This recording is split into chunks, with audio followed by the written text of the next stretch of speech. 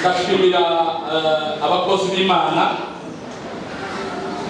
abashumba bayoboye iri shengero kuko basubiye kunyizera bakaduha podium n'ubuntu bw'Imana. Ndashimira n'ishengero ryose kuko dusanze muri bazima mu izina rya Yesu. Hari umupapa twazanye ahangaha mushize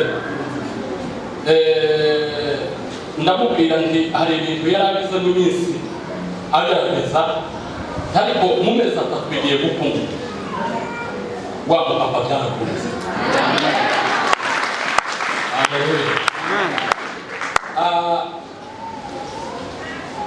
Ndavuga amagambo make kandi kubahiriza umwanya wampaye.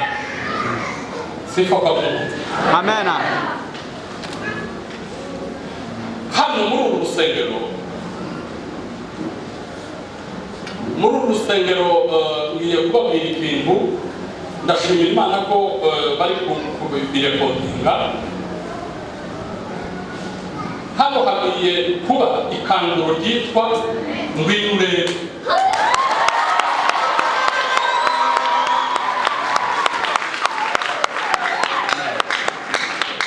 Ni ijambo narije kuvuga haba naho notanga mikrofone niryo ryasubiye kungarwa vuba nawe.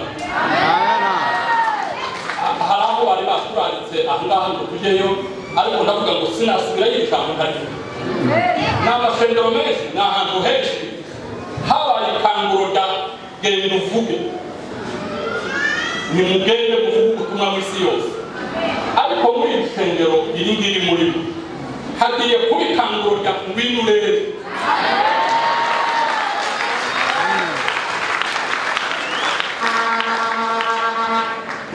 Haleluya. Kuko ubutumwa nahawe ni supplementary. Iyo bakubwiye ngo ngende uvuge ubutumwa, iyo ushizeho commentaire ukabwishaga ikizotuma rero abantu bavuga ngo ngwino uzokibona nanje nzakibona, n'abashumba bazakibona, abapapa bazakibona, abamama bazakibona, urwaruka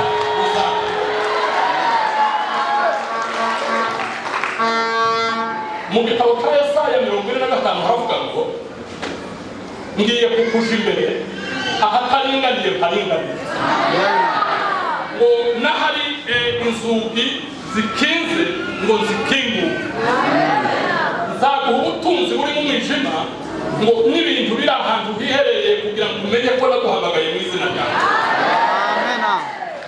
Kugira ngo uhereye Iburasirazuba n'Iburengerazuba bazamenye kuko ni Uwiteka Imana yawe. Sinzabiguha kugira ngo bakuvuge, nzabiguha kugira ngo Imana ivuge. Amen. Ijambo mbaramusamo mu minota asigaranye. Abapanzi nitwa Pastor Mathias Rubona, nkorera umurimo w'Imana mu gisagara cya Nairobi, igihugu cya Kenya. Numva ari ibyo byose n'Imana ibaheza imbere. Timoteyo wa mbere, umuntu uzi gusoma Ikirundi neza, igice cya mbere umurongo wa 12.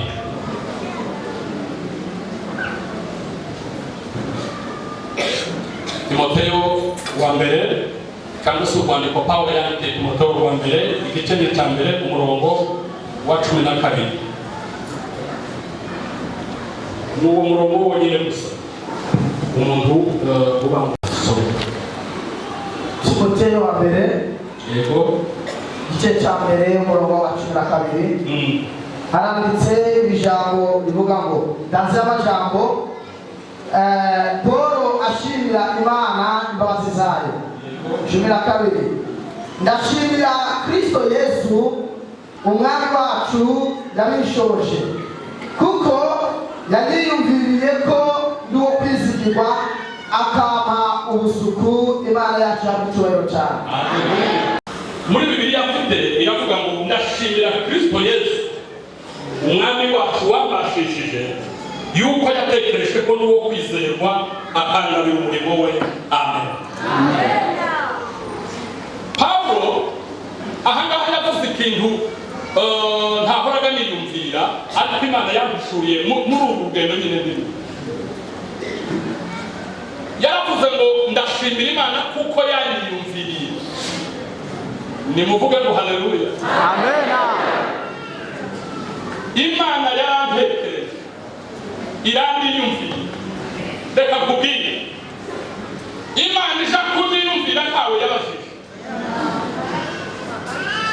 Imana ija kuniyumvira ntawe yabanje gukoresha ankete ngo imubaze uyu mugabo nomwiyumvira gutya nomuhereza ikindi. Reka Imana ija kuniyumvira ntabwo yabajije papa na mama. Imana ija kuniyumvira ntabwo yabajije abo tuvukana. Yandiyumviriye ubwayo kubw'ubuntu bwayo. Haleluya. Yabwiye Yeremiya imubwira Yeremiya ntarakurema narakumenye. Nakumenye ntarakurema. Wewe umuhurira n'umuntu hano mutarama mugahura mufite amenyo yo haruguru mwembi yaje kukubwira ngo ndakuzi ngo ndakuzi. No. Kukuzihe.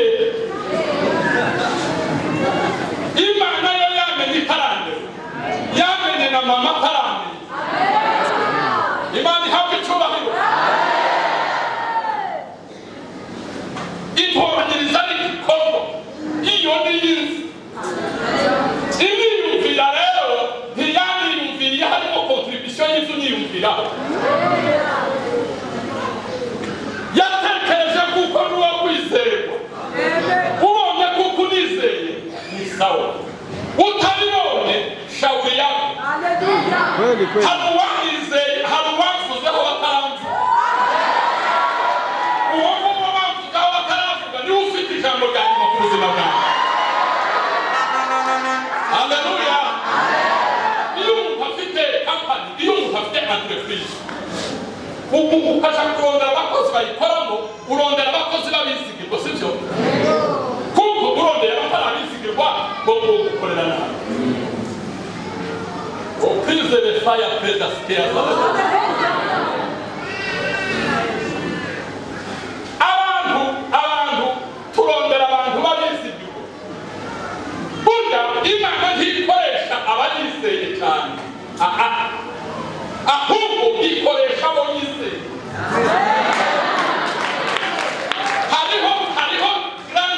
Hariho grande difference. Entre yabizeye Imana n'abo yo yizeye. Haleluya. Kuri rya jambo Imana yambariye ngo hano hagiye kuba ikanguro rya Rwinurere. Amen. Iburayi bagiye kuvuga Rwinurere. Muri Amerika bavuga ngo Rwinurere. Muri Afurika bavuga Rwinurere. Muri Afurika bavuga ngo Rwinurere. Ikizo kuri iryo sezerano rishika nuko utazobura umuntu wizeye Imana gusa, ahubwo nuko uzobura umuntu wizeye Imana.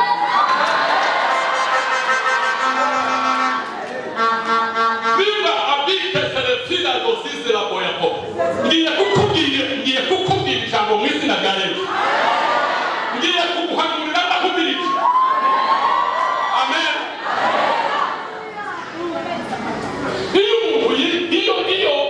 Iyo twizeye Imana iduhito yizeye. Ariko iyo twizeye irakugabira.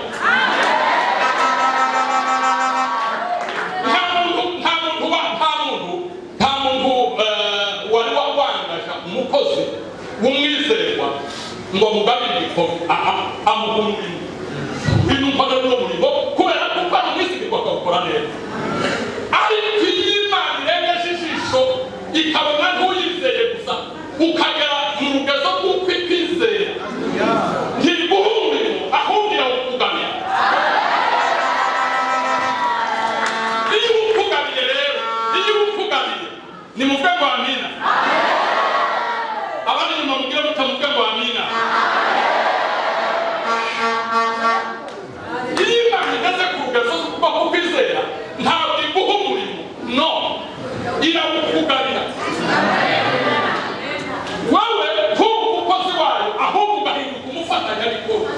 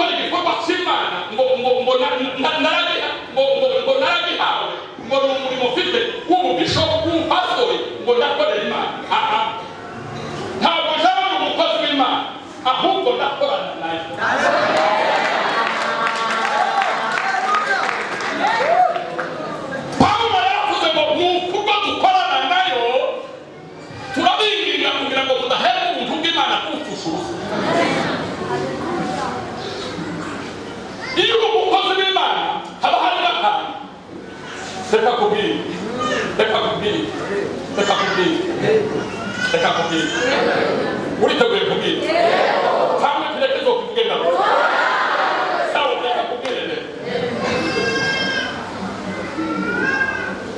kuba umukozi w'Imana Imana yogukoresha kuko yokoresha itazohera utesego kaya sake inkoko yabise iki gusa peta cyahakiri bega yasake izoshawisha none Imana yayikoresheje kiyibukije peta cyahakiri. Hallelujah. Hallelujah. Hallelujah. Hallelujah.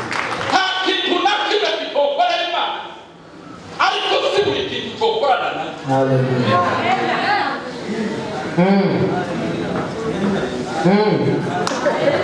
Hallelujah. Amen. None yangogoga yabwiye Baramu icyaha cyiwe akaciha yangogoga izosha mu ijuru none se ntiyagirira icyaha cye iyo ukora n'Imana birashoboka kuko woyikorera mu ijuru ikazokubwira ngo simbuze ariko iyo warenze urwo rugero ugakorana nayo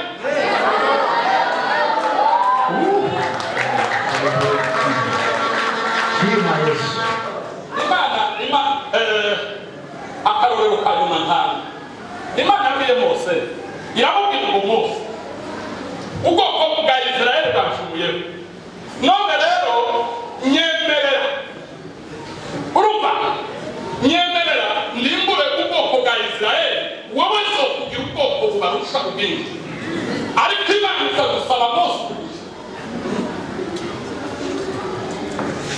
mbarangira ndimbure ubwoko bwa Israeli uko Mose yamubwiye kubera ko Mose yakoranaga nayo Mose yabwiye Imana ngo itereke no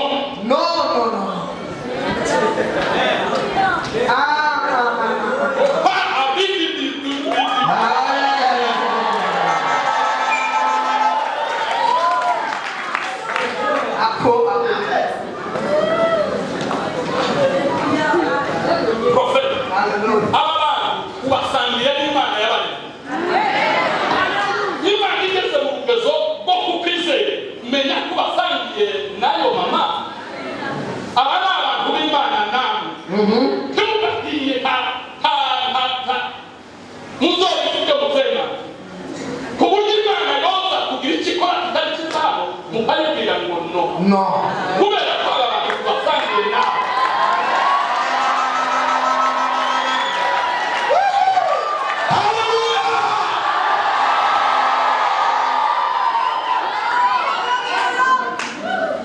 Imana yabwira ikivuga ku Barundi mukabwira Imana ngo no abundi tubasangiye nawe nubwo ari wowe baremye kuba basangiye nawe Mana. Hallelujah. Akwigeza lakoya kwe ngwabale Mose alezona Imana alayezona alayibwira ngo amahanga yamenye kuko bahakutisha niba umva ngo babarimburiye mu bugana bazogaya amaboko yawe Imana imavuga ngo yego disi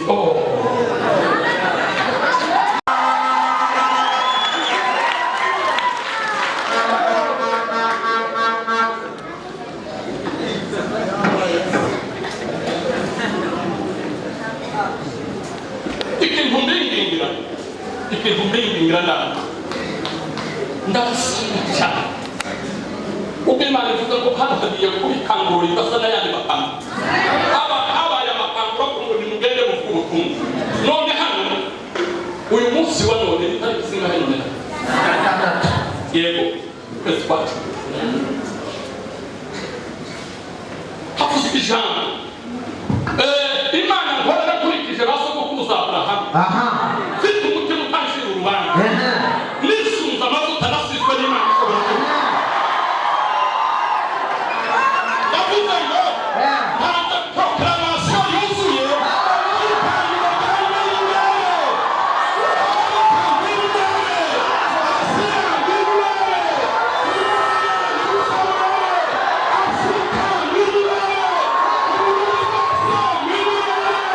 Hallelujah.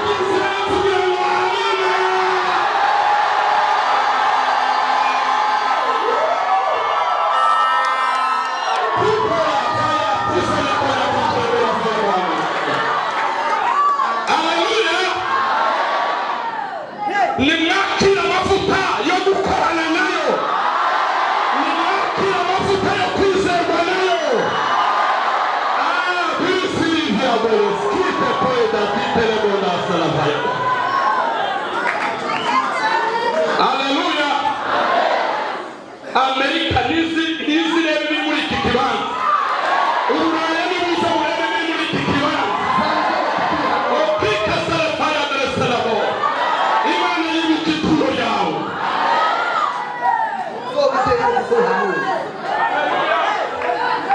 Kuko ijambo ry'Imana riravuga ngo iyo bihamagaye iryo jambo murarizi iyo bihamagaye byose biritaba. Ibikenewe ngaha biri muri Amerika ni byitaba mu izina rya Yesu.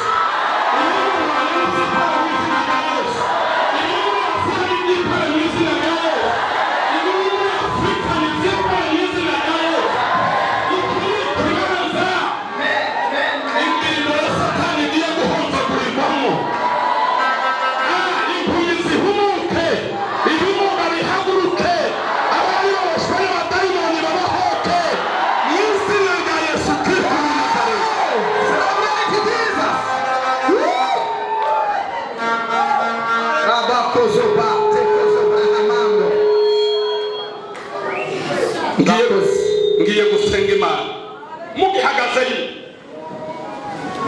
Haleluya. Prophet alikuwa Imana yambwiye kuri iyi Imana yabonye kuri uwo kwizerwa mama. Imana ntakwizera. Erega kwizera Imana uvuze ngo nizera Imana si gitanga. Muri Yakobo haravuga ngo n'abadayimoni barayizera. Rero nanza kwizera sange n'abadayimoni. Abadayimoni nabo barayizera bahinda imishitsi baratinya. Rero ko kwizera ko gusangira n'abadayimoni cyaje kurenze mu izina rya Yesu. Sinizeye gusa ahubwo hagaze mu kibanza cyo kwizerwa nayo.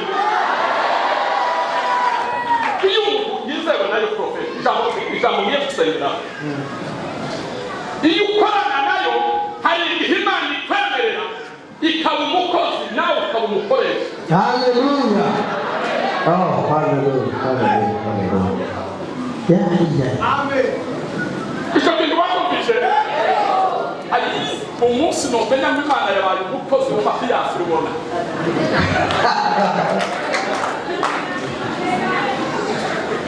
Yewe azanitegeka ngo Mana gira gutya ikakubwira gira gutya ikayexecuta gira gutya ikakubwira kuko nayo ejo izozibwira ngo Matiyasi kora ibi bikora kubera kuba mu gufatanya bikorwa nayo.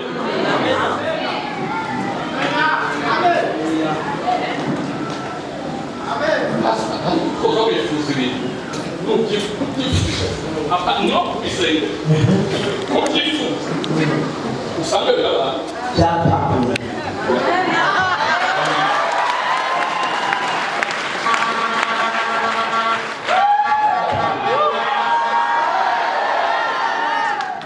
kubera gukorana nayo. Hari igihe muzozamuka Imana ivuga ngo nanje nawe umukozi nawe n'umukoresha kuko dukorana. Umugabo witwa Yosuwa uramuzi?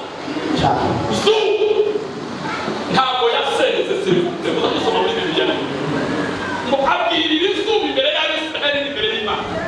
Zuba hagarara mu gikombe cya Gedeoni nawe hagarara mu gikombe cya Eleloni. Mbanze ndwane n'ubwoko kugarariza izuba. Ibitabo za komantere biravuga ngo izuba riraza ribaza Imana ko bavuze mu nzovu amasaha 12 none ko yavuye nkaba numva ikiziriko canziritse ni igiki. Imana irareba goshi yakuwa atisha hariho ijambo ryakuziritse kandi igomba guhagarara.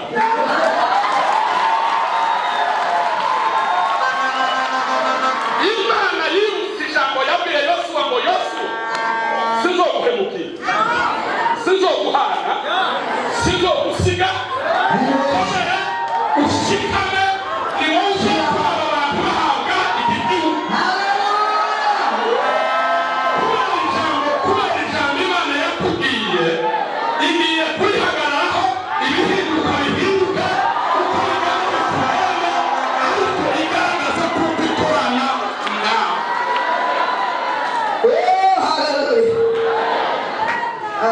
dufatanye gutya dusenga. Haleluya. Mana ya Ibrahimu na Isaka na Yakobo, twakiriye isezerano ry'ikanguro rivuga ngo ngwino urabe. Ababoswe bazinjira muri iki kibanza bazabohoke mu izina rya Yesu. Abarwayi bazinjira muri iki kibanza bazakira mu izina rya Yesu. Abafite imitwaro iremereye n'ibinjira muri iki kibanza bazosohoke baguwe neza mu izina rya Yesu. Iki kibanza kizavamo intumwa n'abahanuzi, kizavamo abaherezi n'abaririmbyi, kizavamo abatazira Imana, kizavamo abantu bafite ingabire zitandukanye. Agakiza k'Imana ya Yakobo kazagahora kabana nawe muri iki kibanza. Mana, ungira abakwizeye benshi, ariko wowe wabanza abo wizeye.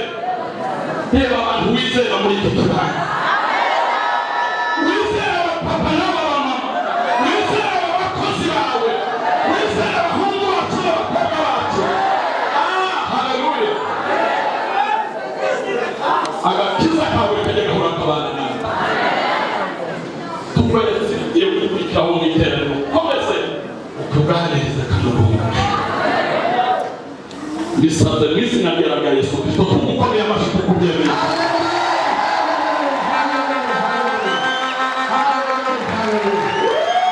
Haleluya.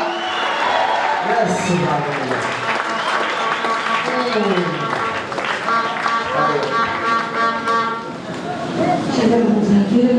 Bwana Yesu Kristo ongeza mafuta kote ulimwenguni. Sote pamoja na matangazo turaha ikaze na nitazeta gutamera uzatumira amatangazo kwake na umushyitsi